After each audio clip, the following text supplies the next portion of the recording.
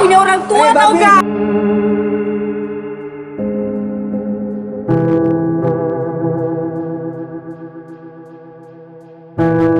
Dan penetapan tersangka sebanyak 3 orang, yaitu Saudara Sudirman selaku Ketua Yayasan, yang kedua adalah Saudara Yusuf Bahtiar, dan yang ketiga Yandi Supriyadi selaku pengasuh di yayasan tersebut. Setelah kita lakukan pemanggilan 2 kali, yang bersangkutan tidak hadir, Saudara Yandi Supriyadi sebagai daftar penyayang orang, dan ini salah satu foto yang sudah kita buat untuk mempermudah masyarakat apabila mengetahui keberadaan Saudara Yandi Supriyadi ini bisa melaporkan kepada kita.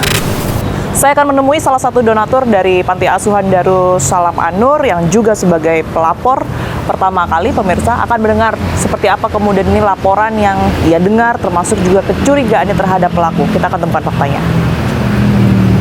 Di sebelah saya sudah ada Mbak Din Desvi yang merupakan salah satu donatur dari Yayasan Panti Asuhan Darussalam An-Nur yang juga sebagai pelapor, begitu ya Mbak Din, sehat?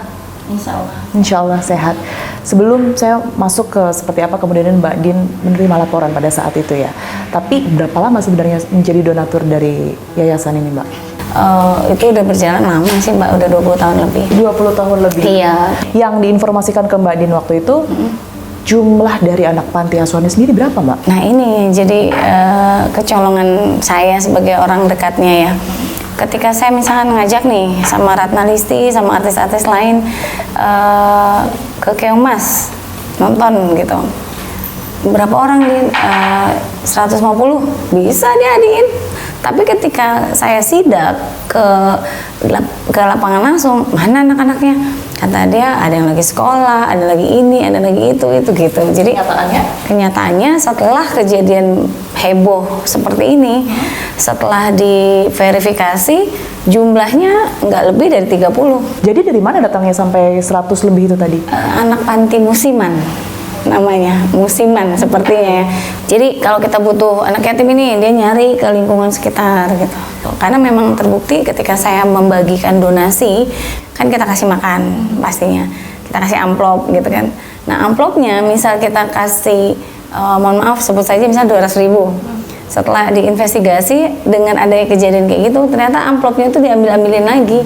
Saya tertarik dengan tadi statement dari Mbak Din ya, yang menyebutkan bahwa tidak hanya di situ sebenarnya anak-anak pantinya gitu, bahkan tadi ada yang disebutkan masih punya keluarga gitu ya. Artinya mereka-mereka yang berada di luar panti ini juga semacam menerima donasi itukah, dan apakah semua ini termasuk yang di dalam ini masih memiliki orang tua atau memang betul-betul yatim piatu?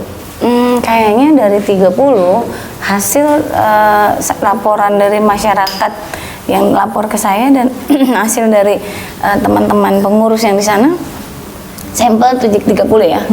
Paling yang yatim 5 orang. 5 orang. Jadi semuanya masih punya, hampir semuanya masih punya orang tua ya. Laporan awal yang kemudian ini Mbak Din terima ya, sampai pada akhirnya ini semua terbuka begitu luar biasa keji apa yang sudah dilakukan oleh pelaku ini. Awal mulanya apa? Berasal dari kecurigaan Mbak Din kah? Atau memang ada yang lapor Mbak? Iya, ada yang lapor.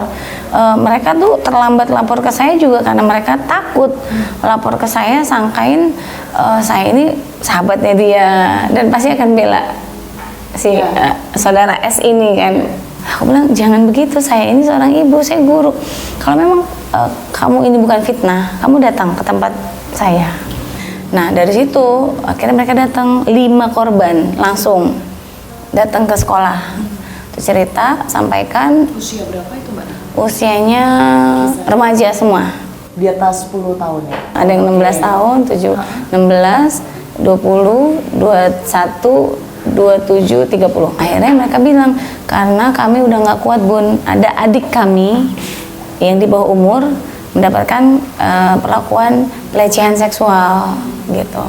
Kamu apa? Ya saya cuman nemenin korban aja Bun. Terus mereka termenung, kayak bingung, nggak bisa ngomong apa-apa. Akhirnya ya udah saya bilang gini, kamu sekarang sini sebagai saksi untuk korban yang dibilang katanya di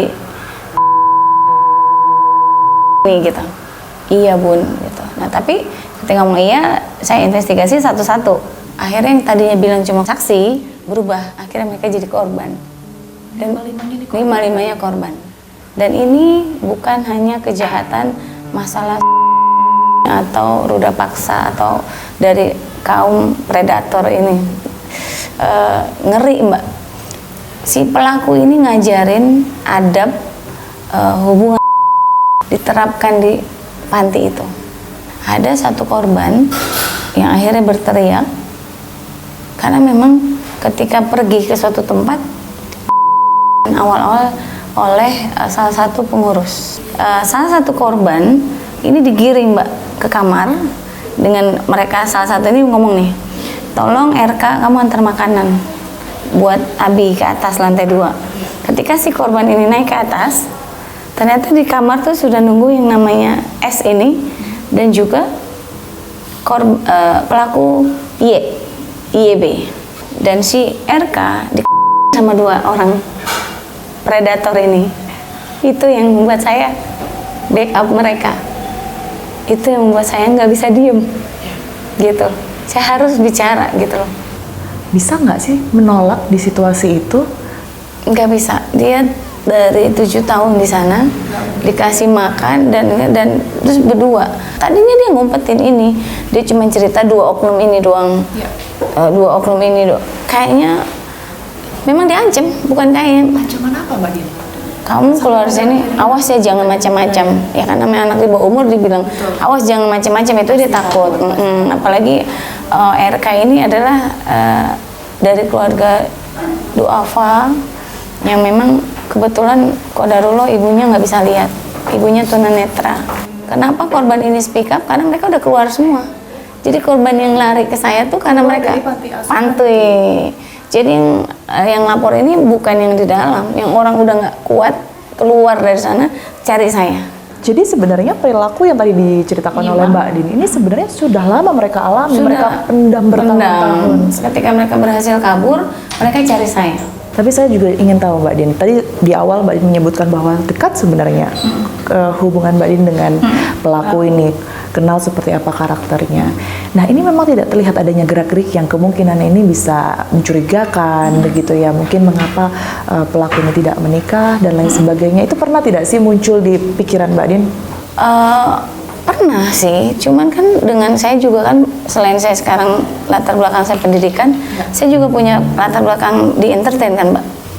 Kalau ini benar-benar saya tertipu, masyarakat tertipu tuh, casingnya tuh agamis banget, saling ngingetin kegiatan sholat duha, sholat tahajud gitu.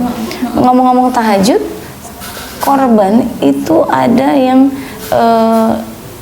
di setelah sholat tahajud. Setelah tahajud, setelah beribadah. Setelah beribadah tahajud, kan biadab banget. Jadi cuman ya bukan tahajud yang salah, tapi oknumnya, kebejatan iblisnya dia lebih banyak. Ini bukan setan lagi yang merasuki dia, iblis kan. Memang luar biasa. Ini pelecehan agama, pelecehan apa lagi Mbak? Apapun yang ada di balik ini tidak bisa dibenarkan begitu ya Mbak Din. Tapi Mbak Din sendiri melihat kondisi anak-anak sejauh ini seperti apa Mbak Din? Kalau tadi sempat disinggung juga bahwa beberapa dari mereka ini masih tentunya menyimpan trauma yang mendalam sampai harus meneteskan air mata menceritakan ke Mbak Din. Ini bagaimana Mbak Din? Mereka pasti tertekan. Gimana ya Mbak? Saya juga pusing, kebetulan saya bukan seksolog gitu. Jadi di sana hasil korban ada yang sudah menjadi predator. Nah, berarti kan menjelma menjadi pelaku. Sudah menjelma jadi pelaku juga. Karena apa yang sudah dialami sebelumnya. Dan itu nggak tahu bahwa itu kegiatan seks menyimpang.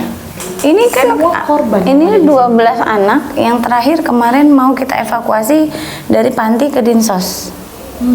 Ini foto terakhir mereka. Diambil sama suami saya kemarin. Tapi pertanyaannya sendiri Mbak Din, kalau tadi disebutkan panti asuhan tersebut sudah berdiri di tahun 2006, kita asumsikan bahwa memang aktivitas ini sudah terjadi sejak sekitaran tahun 2006 juga. Apa yang kemudian ini susah sekali untuk mengungkap selain tadi ada ancaman-ancaman sehingga baru tahu ini di tahun 2024 para donatur? Susah untuk mengungkap karena tidak ada pelaporan. Ya, pikir kami mereka ketemu fun, tepuk-tepuk tangan, nyanyi-nyanyi ya. Secara fisik Mbak Din melihat mereka biasa-biasa aja. Biasa-biasa aja, biasa-biasa aja. Tapi setelah adanya gini, adanya seorang yang merasa dirugikan dan terluka, lapor dari satu, ya ini udah qadarullah ya, udah takdir, udah ketentuan Allah udah pasti ini harus stop. Dengan ada satu korban ini, jadi kita investigasi, langsung ditanyain satu-satu, akhirnya kebuka semua, terkuak semua tabir kepalsuannya. Oke, tapi Mbak Din berkaitan dengan satu DPO itu tadi, karena sampai hari ini, setidaknya setelah kita wawancara ini, di hari kita wawancara ini belum juga ditangkap begitu ya, Mbak Din sempat tidak mencurigai bahwa ada pihak yang kemudian ini menutupi kasus ini atau membantu tersangka paling tidak, sehingga polisi sangat kesulitan untuk menemukan keberadaannya? Saya mau bicara, tapi saya nggak mau nanti saya jadi kontradiksi ya sama penegak hukum ya. Ini mah mudah-mudahan sih ini fitnah. Mudah-mudahan ini fitnah. Saya mendapatkan informasi dari pihak kubunya mereka, kubunya tersangka. Ini sekali lagi mudah-mudahan enggak gitu ya. Mereka mengklaim sudah menjual sebuah mobilnya seharga 200 juta. Kan mobilnya punya 4 Mbak. Mereka tuh di panti itu. Itu sudah ada apa ya, udah ada upaya menutup kasus ini dari 2 bulan yang lalu. Dari 2 bulan yang lalu, sejak Mbak Din melakukan pelaporan itu ya? Juli ya. Juli. Baik, Mbak Din terima kasih banyak atas waktunya dan juga ceritanya. Tentu dari wawancara ini kita berharap agar penyelesaiannya bisa seadil mungkin bagi para korban ya. Pelaku bisa ditindak setimpal begitu ya Mbak ya oleh penegak hukum. Terima kasih sekali lagi Mbak Din. Kita temukan fakta selanjutnya. Terus ketakutan. Tapi yang paling berat adalah dia bunuh diri. Dan yang paling membahayakan masyarakat adalah dia menjadi